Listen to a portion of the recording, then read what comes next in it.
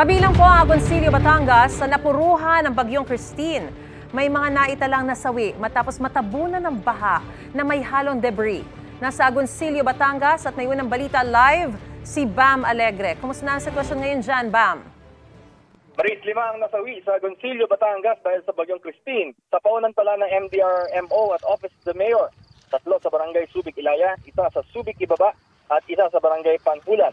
Nasawi sila ng matapunan sa baha na may kasamang putik at kahoy.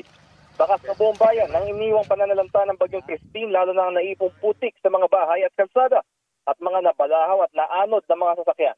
Problema rin ang komunikasyon dahil wala halos signal, pantawag, pati ang internet. Kasalukuyan nagsasagawa ang Philippine Coast Guard ng inspeksyon sa barangay Banyaga at Pilibanwa na mga stranded din dahil sa sama ng panahon.